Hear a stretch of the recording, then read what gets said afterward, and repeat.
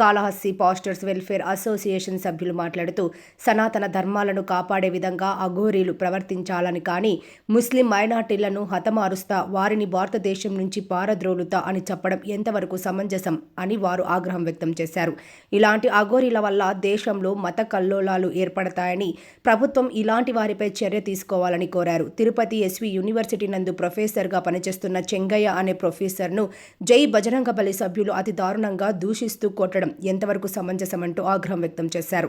సనాతన ధర్మాలను కాపాడుకోవడం ఆవశ్యకత ప్రతి ఒక్కరికి ఉందని, కానీ సనాతన ధర్మాల పేరిట ఎటువంటి సంబంధం లేని వ్యక్తులను దారుణంగా కొట్టడం, దూషించడం సమంజసం కాదని, ప్రొఫెసర్ చెంగయ్యపై దాడి చేసిన వ్యక్తులపై ప్రభుత్వం 24 గంటల లోపల చర్యలు తీసుకోకపోతే ఎస్పీ కార్యాలయం ముట్టడించి కాలినడకతో అమరావతిలో సీఎం కార్యాలయం వద్ద చేరుకుని సీఎం చంద్రబాబు నాయుడు న్యాయం కోరుతూ పెద్ద ఎత్తున నిరసన వ్యక్తం చేసి మైనార్టీలపై అఘోరీ లాంటి వ్యక్తులు చేస్తున్న అసభ్యకర సంభాషణ మరియు ప్రొఫెసర్ చెంగయ్యకు న్యాయం జరిగే పోరాటాలు కొనసాగిస్తామని వారు ప్రభుత్వాన్ని హెచ్చరించారు.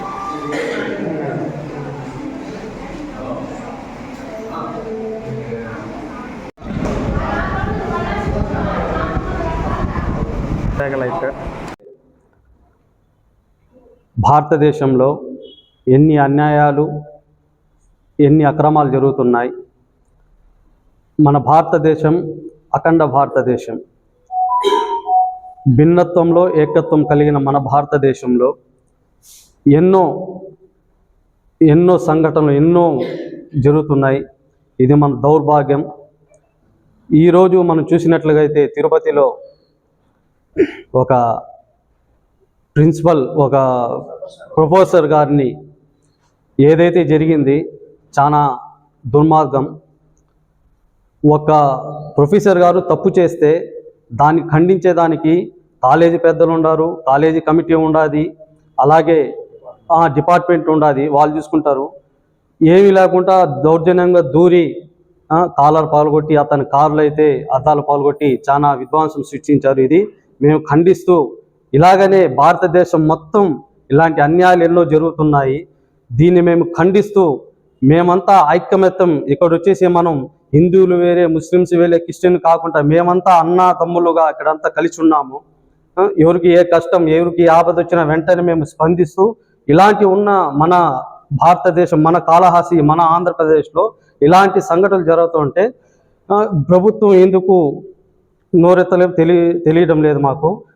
దానివల్ల ఎవరంటే మేమంతా ఐకమత్యంగా, ముస్లిం సహోదరులు ఉన్నారు, క్రిస్టియన్స్ ఉన్నారు, హిందువులు అందరూ ఉన్నారు, మేమందరం ఒకటే అనేసి మేము సాటి చెబుతూ దీన్ని ఖండిస్తూ ఇలాంటివి మళ్ళీ జరగకుండా మేము దీన్ని చేస్తున్నాము.